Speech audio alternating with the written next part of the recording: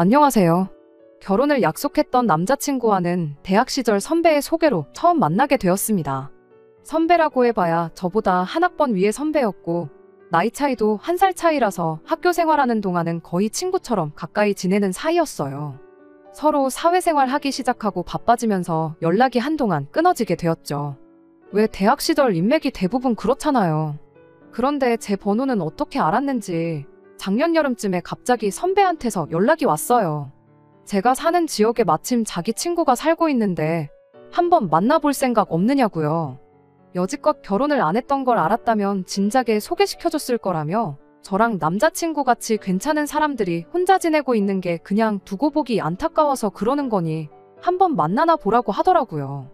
사실 저도 결혼 생각이 아예 없어서 이 나이 먹도록 안 하고 있던 건 아니었습니다.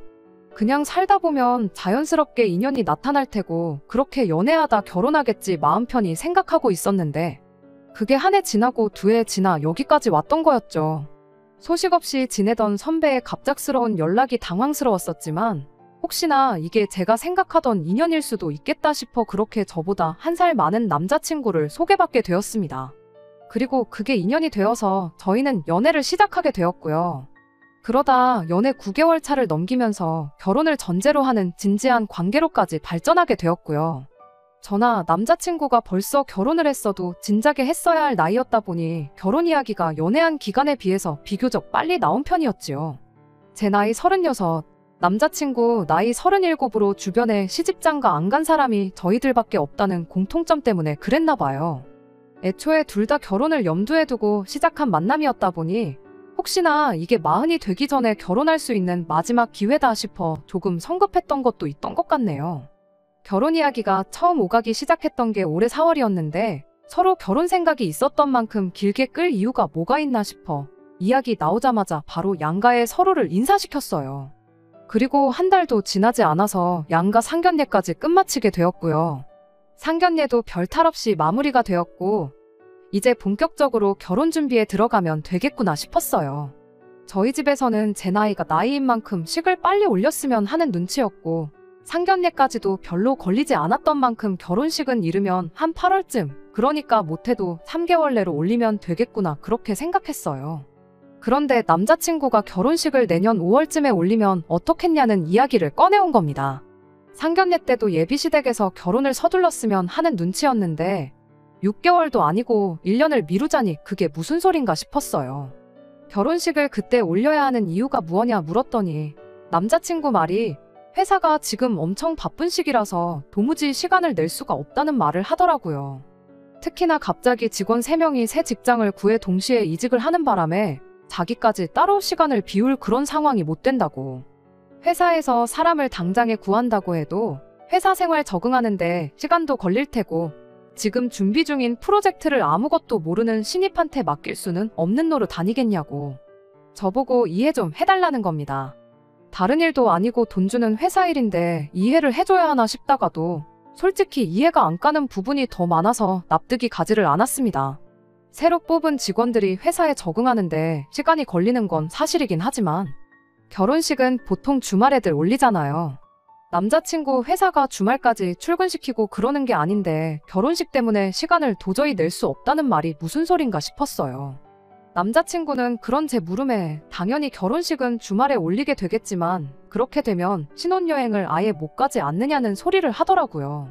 상황이 안 되면 신혼여행이야 내년에 여유 있을 때 가면 되는 거 아니냐, 고작 그것 때문에 결혼식을 1년이나 뒤로 미루는 게 말이나 되느냐 했더니 남자친구가 하는 말이 결혼하고 1년 지나서 가는 여행이 무슨 신혼여행이냐고, 그건 그냥 여행이지 절대로 신혼여행이 될 수가 없다면서 열변을 토하더라고요.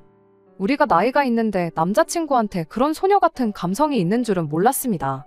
그거야 우리 마음먹기 나름 아니겠냐고, 진짜 고작 그런 이유 때문에 결혼식을 1년이나 미루겠다는 거냐고 다시 물은 저의 질문에 남자친구가 그것도 그거지만 결혼 준비하려면 신경 쓸 게 한두 가지가 아니지 않느냐.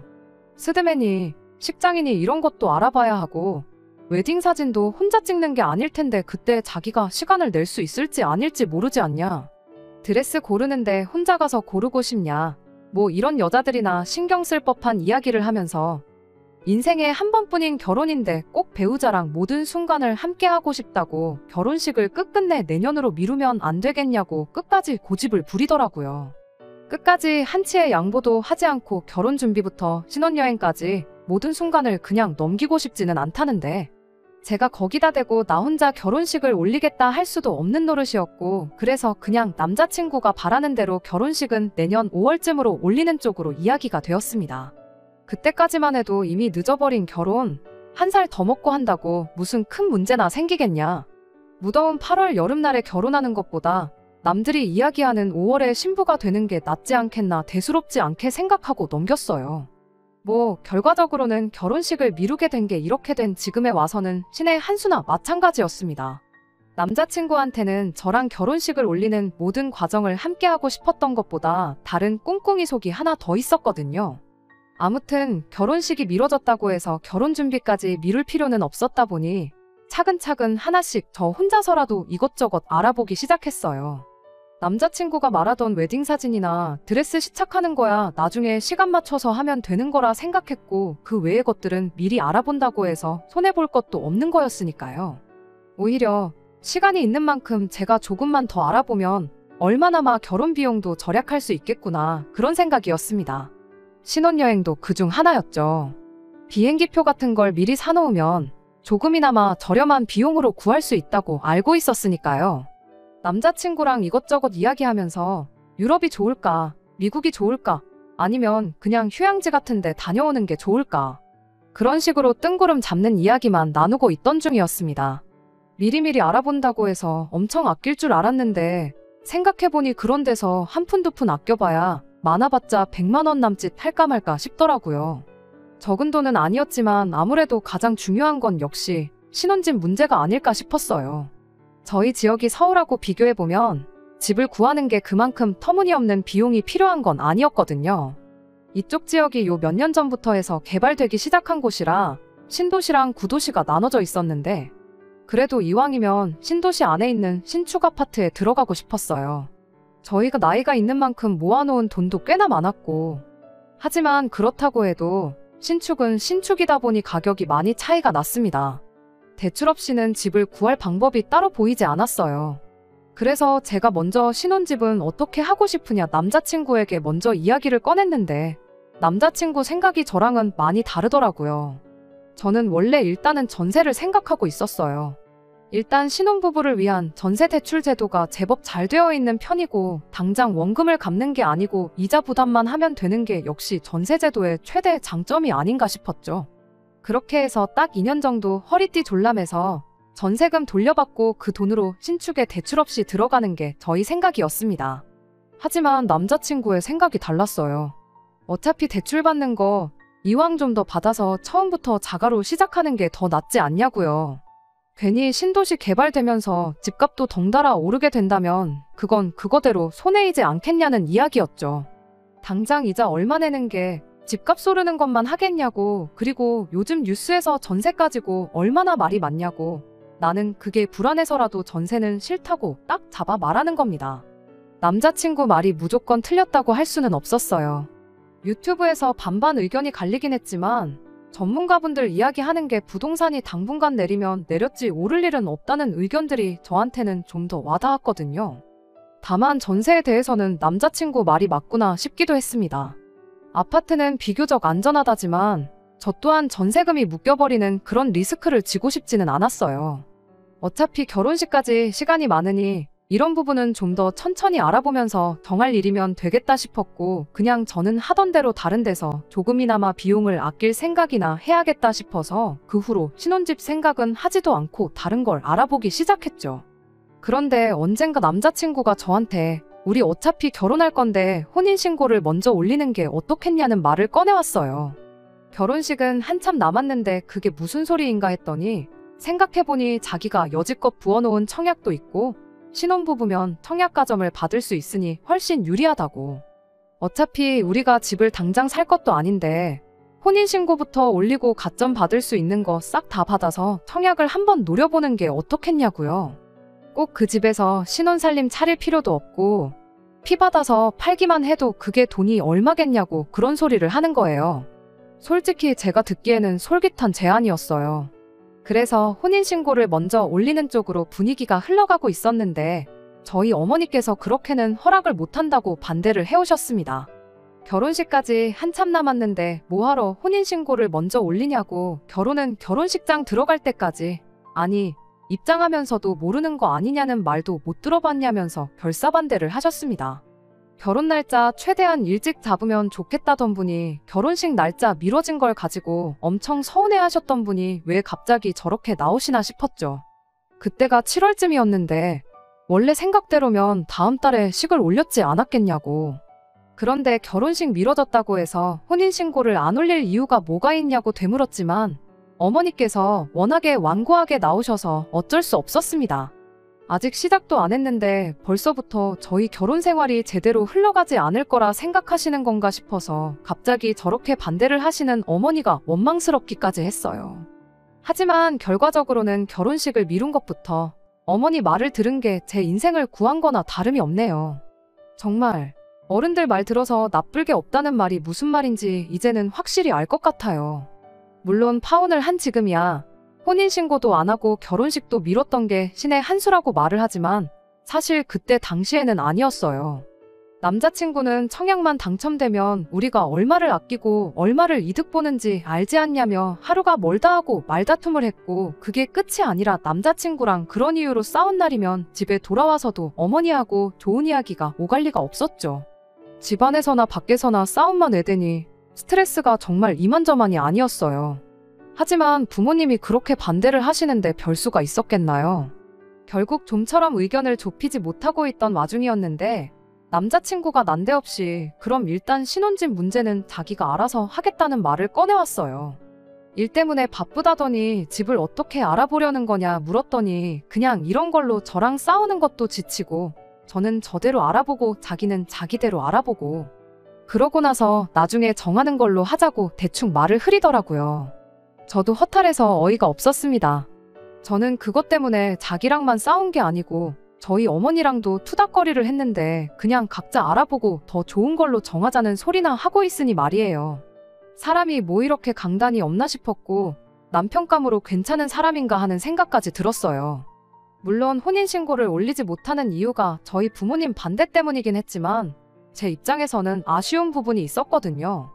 어차피 우리 집에 인사도 벌써 드렸고 상견례도 마친 데다가 결혼식만 올리면 끝인 이 상황에 생각처럼 풀리지 않는 일이 있으면 어떻게든 저희 집까지 찾아와 저희 부모님을 한번 설득이라도 해보려는 시도 정도는 해볼 수도 있는 거 아닌가 싶었거든요. 그런데 몇 주 동안 저한테 어떻게든 부모님 허락을 받아와라 찡찡대기만 하지 결국 마지막에 가서 저희 부모님의 허락을 끝내 받아내지 못한다고 한들 자기가 나서서 직접적으로 문제를 해결하려는 모습을 보여주지 않는 게 못내 아쉬웠습니다. 그런데 난데없이 남자친구가 전에 없이 강단 있는 행동을 보여줬어요. 저희 집에 찾아와 부모님을 설득해서 정면 돌파를 하는 게 아니라 저랑 그 어떤 한마디 상의도 없이 집을 사버린 거죠. 정말 무슨 말을 해야 하나 싶을 정도로 어이가 없었습니다. 결혼식 날짜가 잡힌 것도 아니고 5월쯤 올리는 게 어떻겠냐고 대충 말만 맞춰놓은 와중에 그날까지 반년을 넘게 남겨놓은 시점에 난데없이 집을 샀으니 이제 신혼집 문제로 골머리 썩을 일 없다고 통보를 해왔으니 말이죠. 무엇보다 가장 어이가 없던 건 그 중요한 결정을 저랑 그 어떤 상의 한마디 없이 내렸다는 데 있었죠. 심지어 혼자 대출까지 받고 자기 부모님한테 돈까지 끌어다가 집을 샀다는데 어이가 없었지요. 그 와중에도 혹시나 결혼이 엎어지지는 않을까 걱정을 했던 건지 명의까지 개인 명의로 해서 집을 구했답니다. 해명하기를 앞으로 결혼식 비용이니 신혼여행이니 혼수니 이런 거 해서 돈 들어갈 일이 투성이니 당장 계산하기 불편하게 돈을 합치지 말고 일단은 제 돈으로 다른 걸 전부 다 해놓고 나서 그때 가서 다시 계산을 하자면서요. 결혼식 올리고 혼인신고까지 마치면 저한테 남은 돈으로 자기 부모님한테 빌린 돈 먼저 갚아드리고 그리고 같이 대출 갚으면서 집도 공동명의로 바꾸자는 의견을 전해왔어요. 그런 게 중요한 게 아니지 않냐고, 어떻게 그런 큰 결정을 나랑 상의 한마디 없이 내릴 수 있냐고 따졌더니 집값이 하루가 다르게 바뀌는데 조만간 시세가 오를 것 같아서 일단 집을 먼저 구했다고 하더라고요. 어차피 구했어야 할 신혼집인데 좋은 매물이 있으면 미리 사놓는 게 절대 손해가 아니라면서요. 그러면서 집 주소를 받아서 인터넷에 검색을 해봤더니 위치부터가 어이가 없었습니다. 남자친구 회사랑은 걸어서도 다닐 수 있을 만큼 엄청 가까웠는데 제가 다니는 회사랑은 물론이고 저희 집이랑도 정반대 방향에 있어서 저는 이미 출퇴근부터가 힘들어 보였어요.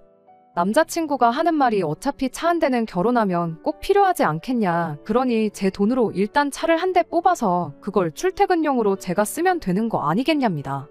검색해본 김에 집 시세도 같이 찾아봤더니 작년에 비해서 크게 변동사항이 없었는데 시세가 오를 것 같다고 집을 샀다는 말하고는 모순이 있었죠.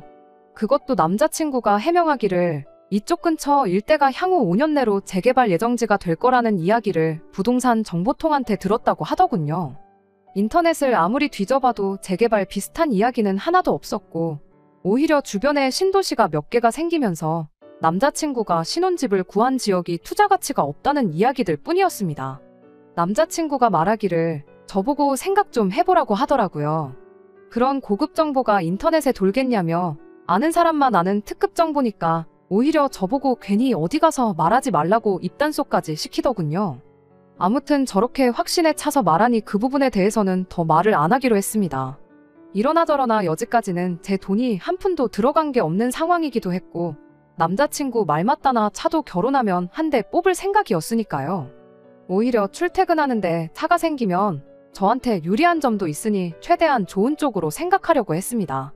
혼인신고 먼저 올리고 청약을 도전해보기로 했던 것도 수포로 돌아간 게 어떻게 보면 저 때문이기도 하고 저희 부모님께서도 남자친구가 아무런 상의도 없이 큰 결정 내린 건 괘씸하긴 하나 우리 돈 들어간 거 한 푼 없으니 그냥 결혼 이야기 나오기 전부터 신혼집을 가지고 있었다 그렇게 생각하고 그냥 넘어가 주자고 하시더군요. 아무튼 그렇게 신혼집이 생각보다 일찍 생기게 되었어요. 하지만 뭐 혼인신고도 미리 안 된다던 저희 부모님이 혼전 동거를 허락할 리도 없었고 식 올리기까지 기간이 애매한데 누구한테 새들어 살라고 하기도 그렇고 거기에 당장 집 위치도 제가 출퇴근하기 여러모로 불편한 위치였다 보니 일단 결혼식 올리기 전까지는 집을 비워두기로 했죠. 그런데 또 일주일도 지나지 않아서 남자친구가 말을 바꾸더라고요. 자기는 신혼집에 먼저 들어가서 살아야겠다면서요. 자기는 부모님 집에서 출근하는 것보다 새 집에서 출근하는 게 훨씬 거리도 가깝기도 하고 집을 빈집으로 두면서 아무 관리를 안 하면 집에 그렇게 안 좋다는데 비워둘 이유가 하나도 없지 않냐면서 말이죠. 출퇴근 고작 몇십 분 빨리 하자고 혼자 살면서 나올 관리비며 인터넷 비용 등등. 그리고 남자친구가 음식을 직접 해먹을 리는 만무했고 혼자 살면서 분명히 배달음식 같은 걸로 끼니를 때울 게 뻔한데 그런 추가적인 지출에 대해서 생각을 하니까 솔직히 내키지는 않았습니다. 고작 몇십만 원이라고 해도 식까지 남은 시간이 한참인데 다 모으면 그것도 목돈이 될 테니까요. 하지만 워낙에 사람이 고집이 강한 데다가 이미 혼인신고 문제로 여러 번 다퉜기 때문에 괜히 또 싸우기 싫어서 그렇게 하라고 했어요. 얼마 후 남자친구는 정말 최소한의 필요한 것만 가지고 그 집에 들어가 살기 시작했습니다. 그런데 처음에는 컴퓨터 하나만 가지고 들어가면 충분하다고 하더니 또 몇 주 지나지 않아서 살림살이가 없으니까 너무 불편하다며 저보고 혼수를 미리 채워 넣으면 어떻겠냐고 물어왔어요. 어차피 혼수는 제가 해오기로 이야기가 되었던 거다 보니 크게 상관은 없었지만 일단 저희 부모님께서 어떻게 신혼집을 상의도 없이 구할 수가 있냐며 잔뜩 화가 나신 상태였는데 거기다 대고 혼수를 미리 채워야겠다는 말을 꺼내기가 참 뭐했죠. 그리고 저 또한 아무리 나중에 같이 쓸 가정가구 장만하는 거라지만 미리 사놓는다는 게 썩 내키지 않았습니다. 남자친구가 혼자 살면서 깨끗하게 관리하면서 쓸 것 같지도 않고 괜히 결혼했는데 아무리 내 돈 주고 사는 거라지만 괜히 쓰던 중고품 쓰는 기분이 들 것 같기도 했고요. 그랬더니 남자친구가 너는 왜 하자는 것마다 전부 삐딱선을 타냐고 짜증을 냈는데 나는 적어도 상의라도 하지 않냐고 누구처럼 말도 없이 집을 먼저 사놓는다거나 비워두기로 했던 집에 갑자기 들어가서 살겠다고 우긴다거나 컴퓨터만 있어도 괜찮다더니 혼수부터 채워놓으라고 통보하듯이 하지는 않는다고 한마디 했더니 그때부터는 더는 뭐라고 못하대요. 남자친구는 그럼 다른 건 됐고 침대라도 하나만 사달라고 하더라고요. 바닥에서 자려니까 등이 베겨서 아주 죽겠다고요. 저렇게까지 나오는데 그것마저 안 된다고 딱 잘라 거절하기는 조금 그랬습니다. 그렇다고 급한 대로 접이식 간이 침대를 사주자니 그건 뭔가 시비를 거는 듯한 느낌이 들기도 하고, 그래서 침대에 대해서는 제가 많이 양보를 해줘야겠다 생각했습니다. 결혼하고 나서 같이 살게 되면 커버랑 이불 정도만 바꾸고 하면 적어도 중고 쓰는 느낌은 안 들겠지, 그렇게 생각하고 말기로 했어요. 그런데 등이 불편해서 잠을 못 자겠다더니 한 달이 더 지나도 침대를 보러 가자는 소리를 안 하길래 이제 바닥에서 자는 게 익숙해졌나 봐 하고 한마디 건넸죠. 그랬더니 남자친구가 처음엔 못 알아듣는 듯 반응을 보이다 제가 침대 이야기하는 걸 알았는지 자기가 회사 일 때문에 도무지 시간이 나지가 않아서 침대도 그냥 미리 샀다는 소리를 하는 겁니다. 나중에 결혼 비용 정산할 때 한 번에 싹 정리하면 되니까 신경 쓰지 말라더라고요. 그때쯤 되니까 저도 가만히 있을 수가 없었어요. 집을 상의 없이 샀던 걸 그냥 넘어간 건 앞서 말씀드렸던 것처럼 청약 도전해보기로 한 거 저 때문에 못했던 것도 있었고, 부모님께서 그냥 남자친구가 애초에 처음부터 신혼집을 가지고 있던 거라 생각하라고 하셔서 그냥 넘어갔던 거거든요. 그런데 침대는 물론 집이랑 가격 차이를 비교할 것도 없겠지만 제 돈이 들어가는 거고, 앞으로 한동안은 저도 그 침대에서 자고 일어나고 할 텐데 하루 이틀 쓰고 버릴 가구도 아니고 허리 건강에 직결되는 중요한 가구인 만큼 깐깐한 기준으로 골라서 사고 싶었거든요. 제가 뭐라 한마디 했더니 벌써 한 달 가까이 써서 환불도 안 된다니 어쩌니 하면서 저한테 정말 미안하다고 꼭 다음부터는 라면 한 봉지를 사더라도 꼭 저랑 상의하고 무조건 제가 오케이 하는 것만 사겠다며 한 번만 봐달라고 싹싹 빌더라고요. 하지만 제 앞에 저렇게까지 싹싹 빈다고 해서 풀릴 화는 아니었어요. 더 이야기하기 싫어서 전화 끊고 혼자서 화를 삭히고 있는데 어머니께서 제가 화가 난 걸 눈치채시고는 무슨 일이냐고 물어오셨죠. 침대 하나만 사달라더니 또 나한테 말 한마디 없이 침대를 샀지 뭐냐며 한탄을 하고 있는데 어머니께서 신혼집부터 시작해서 침대까지 뭔가 촉이 안 좋다고 하시면서 한번 확인을 해봐야 하는 거 아니냐는 거예요. 저는 그때까지만 해도 어머니가 너무 오버하시는 건 아닌가 싶었어요. 사실 따지고 보면 신혼집 마련해놓고 혼수 채우는 과정에서 트러블이 생긴 건데 결혼 준비하면서 이런저런 문제로 다투는 사람들이 많다던데 저도 그중 한 경우라고 생각했거든요. 그런데 어머니께서는 자꾸 남자친구가 뭐 도박에라도 빠진 거 아니냐, 두 집 살림 하고 있는 건 아니냐 하면서 자꾸 말도 안 되는 상상을 하고 계시니 쓸데없는 걱정을 하고 계시는 거 아닌가 그렇게 생각했죠. 그런데 어머니께서 자꾸만 어른 말 들어서 나쁠 거 하나 없다고, 세상에 정말 상상을 초월하는 별의 별사람이 다 있으니 확인해보는 게 어려운 거 아니지 않냐고 자꾸만 남자친구가 무슨 속내로 자꾸 아무 상의도 없이 저러고 있는지 알아보라고 저를 닥달을 하셨죠. 그래서 어머니 말대로 하루 회사 휴가 내고 그냥 무작정 남자친구한테 연락 안 하고 구했다는 신혼집으로 찾아갔어요.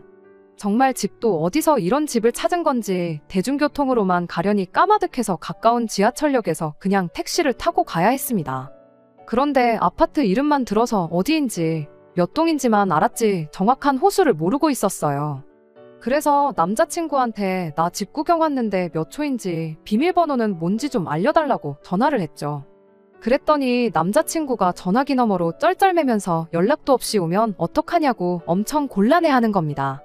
너는 상의도 없이 집도 사고 침대도 샀으면서 나는 앞으로 내가 살 집인데 그거 허락까지 받고 와야 하냐고 한마디 쏘아붙이고 빨리 몇 초인지랑 비밀번호나 알려달라고 했어요.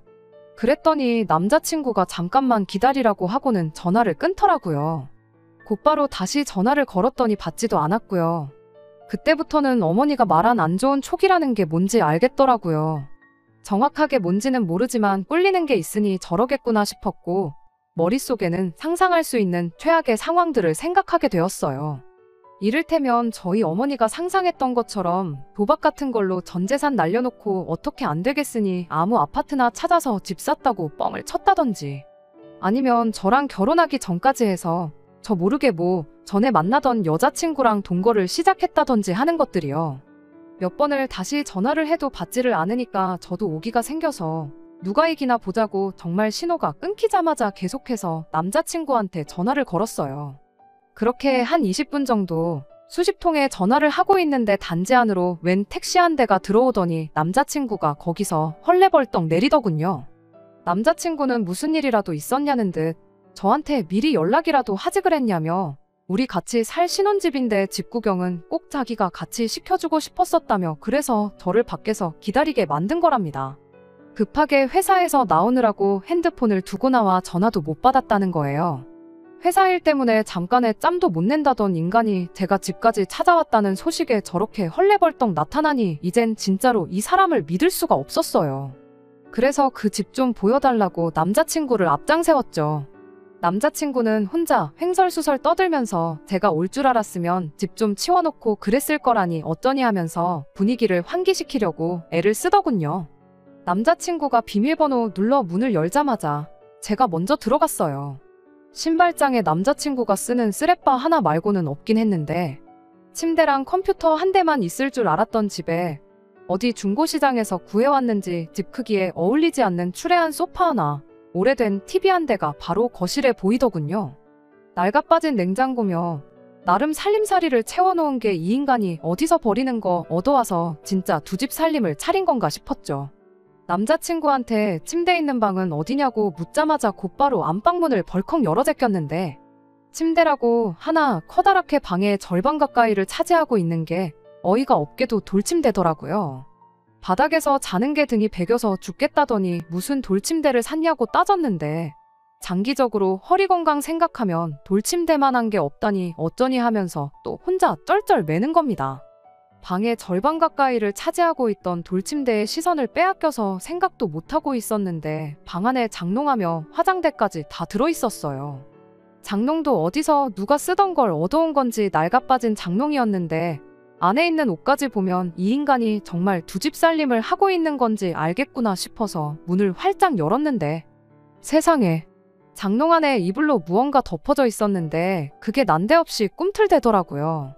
처음에는 뭔 시커먼 게 꿈틀대서 저도 모르게 꾀액하고 비명을 질렀는데 순간 이놈 이거 잘 걸렸다 싶어서 곧바로 이불을 들쳐버렸죠. 그런데 이불을 걷어내니 거기에 예비시어머니랑 예비시아버지가 장롱바닥에 마주보고 쪼그려 앉아서 앉아있더라니까요. 남자친구한테 제가 욕짓거리를 하면서 이게 지금 무슨 상황인지 설명해보라고 대번에 소리를 질렀죠. 잠깐 추스르고 나와서 저희는 거실에 있던 낡아빠진 소파에 앉았습니다. 자세히 보니까 집안에 채워져 있던 낡아빠진 살림살이들이 남자친구 집에 처음 인사드리러 갔을 때 예비시댁에 있던 가정가구들이었다는 게 생각이 나더라고요. 아무튼 일단 놀란 가슴도 어느 정도 진정시켰으니 남자친구한테 대체 이게 다 무슨 상황인지 설명해보라고 했어요. 처음에는 궁시렁궁시렁 혼자 지내니까 밥도 잘 못 챙겨 먹고 그럴 것 같아서 그래서 부모님이 잠깐 와서 같이 살아주시는 거라고 둘러대더라고요. 결혼하면 짐 빼서 나가실 거라고요. 사람 우습게 보지 말라고 그럼 방에 있는 저 돌침대는 왜 있는 건지 설명 좀 해보라고 그리고 두 분은 왜 장롱에 숨어 계셔야 했던 건지 설명해보라고 했죠. 방에 있는 장롱하며 화장대하며 옮기기도 힘든 돌침대까지 놓아드린 걸로 봐서는 정황상 이미 안방을 예비 시부모님이 쓰고 있던 건 누가 봐도 뻔한 상황이었는데 그런 뻔한 거짓말 하지 말고 솔직히 말하라고 했습니다. 그러니 그제서야 실토를 하더군요. 어차피 부모님 모시는 건 아들목 아니겠냐며 나중에 언제가 되었든 모시고 살게 될 테니 미리 모셔온 거라고요. 살고 계시던 집을 팔아 이 집을 사는데 돈을 보태주셨으니 같이 살아도 되는 거 아니겠냐며 얼토당토하는 소리를 하더라고요. 그깟 대출 얼마 받는 게 싫어서 내가 결혼하자마자부터 시부모님을 모시고 살 거라 생각했냐고 애초에 내가 원하던 집도 아니었는데 이참에 잘 됐다고 투자가치 좋은 새 집에서 부모님 모시고 어디 한번 잘 살아보라고 한마디 해주고 파혼 선언하고 집에 돌아왔습니다. 집에 와서 부모님께 이 이야기를 전했더니 어머니가 그럴 줄 알았다고 바쁘다는 핑계 대면서 결혼식 미룰 때부터 뭔가 꺼림직했다고 하시더라고요. 그래서 혼인신고 올리는 것부터 안 된다고 반대를 하셨던 거고요. 그냥 그 안 좋은 초기 기후일 수도 있고 제 나이도 나이였다 보니 결혼하지 말라고 직접적으로 말은 못하겠어서 조금 더 상황을 지켜보고자 그러셨던 건데 집을 상의도 없이 구했을 때까지는 그러려니 했지만 그 뒤로도 하는 꼴 보아하니 무슨 꿍꿍이 속이 있어도 필시 있겠다 싶으셨답니다. 그 말을 들으니 정말 한치의 의심도 하지 않고 오히려 혼인신고 먼저 못하게 하던 어머니를 원망했던 제가 다 한심해지더라고요. 그래도 거기서 부모님 안 모시기로 하자고 결혼 준비마저 다시 시작한 게 아니고 파혼 선언하고 딱 잘라내고 온 건 참 잘했다고 해주셨어요. 정말 쥐구멍이 있다면 들어가서 숨고 싶을 정도였습니다. 아무튼 그렇게 파혼하게 되고 얼마 지나지 않아서 남자친구를 소개시켜줬던 선배랑 만남을 가졌어요. 그런데 어이가 없는 건 선배 또한 남자친구가 여지껏 그 나이 먹도록 결혼을 못했던 이유가 꼭 결혼하면 부모님을 모시겠다는 그 고집을 꺾지 않아서 그렇게 되었던 거라는 사실을 알고 있더군요. 저를 소개시켜주기로 하면서 선배가 남자친구한테 부모님하고 같이 살 생각 하지 말 것을 조건으로 저를 소개시켜줬다고 해요. 남자친구도 그렇게 하겠다 했고요. 그런데 알고 보니 그건 그냥 대답만 했던 거고 아예 저한테는 모르게 해서 결혼 준비 먼저 하고 어떻게든 부모님을 모시고 살 계획을 뒤로 꾸미고 있었답니다. 결혼식을 미룬 것부터가 신혼여행이고 뭐고 그런 것 때문이 아니라 시부모님을 모시고 살 수밖에 없는 환경을 만들기 위해 시간벌이를 했던 거였어요. 혼인신고를 먼저 올리자는 것도 그 계획의 일부였겠지요. 한번 혼인신고 올리면 물을 수 없는 거다 보니 나무꾼이 선녀 날개옷 숨겨놓았던 것 마냥 어떻게든 제가 빠져나갈 구멍을 시작부터 숨겨놓을 속셈이었던 거예요. 그런데 저희 어머니의 성견지명 덕분에 그 계획이 수포로 돌아가니 일단 제가 절대로 찾아가지 않을 만한 위치에다가 집부터 구하고 그 집에 시부모님을 모셔서 살 생각이었던 것 같아요. 그 과정에서 들키면 어쩔 수 없나 생각했나 본데 제가 예상외로 순순히 넘어가니까 한술 더 떠서 부모님 쓰실 돌침대 하나 욕심부렸던 거고 그 덕분에 저한테 꼬리를 밟히게 되었던 겁니다. 남자친구가 그런 개수작을 꾸미고 있던 것도 어이가 없지만 진짜 어이가 없는 건 부모님을 꼭 자기가 모셔야겠다는 생각을 하고 있는 사람이란 걸 저한테 귀뜸을 해주기는커녕 다 알고 있었으면서 말 한마디 안 하고 오히려 그 사람하고 자리까지 만들어준 이 선배였어요. 내가 뭐 학교 다닐 때 선배한테 잘못했던 거라도 있냐? 무슨 억하심정이 있어서 그런 사람을 소개시켜준 거냐 했더니 남자친구가 이번엔 절대로 부모님 모시고 살겠다는 이야기를 꺼내지 않을 거라고 자기랑 약속을 했다고. 다른 건 모르겠고 40 넘기 전에 결혼만 할 수 있게 해달라고 그러면 자기 양복도 한 벌 뽑아주고 그러겠다고 하는 걸 보니 이번엔 진심인 것처럼 보여서 그 말을 믿고 해준 거라는데 강아지가 똥을 참지. 여태껏 부모님 모시는 문제로 결혼을 몇 번이나 무산시킨 인간이 이번엔 잘도 그랬겠다며. 고작 양복 한 벌 받겠다고 내 인생을 구렁텅이로 빠뜨리려고 했던 거냐고. 그렇게 안 받는데 선배도 정상은 아닌 것 같다 말하고 앞으로 평생 연락하지 말라 한마디 해주고 자리에서 일어났습니다. 저도 나이가 나이다 보니 괜히 분위기에 휩쓸려 결혼이란 두 글자에만 연연하고 정작 봐야 할 건 못 보고 있었던 것 같아요. 그나마 어머니 말 들어서 제 손으로 팔자 꼬을 뻔한 거 직전에 멈출 수 있었네요. 36, 40 다 되어가는 나이니만큼 저도 제 앞가림 할 줄 아는 어른이라 생각했는데 아직 한참 멀었나 봅니다. 끝까지 들어주셔서 감사합니다. 오늘의 사연은 여기까지입니다. 구독과 좋아요, 알람 설정 부탁드리고 더 좋은 사연으로 다시 찾아뵙겠습니다. 감사합니다.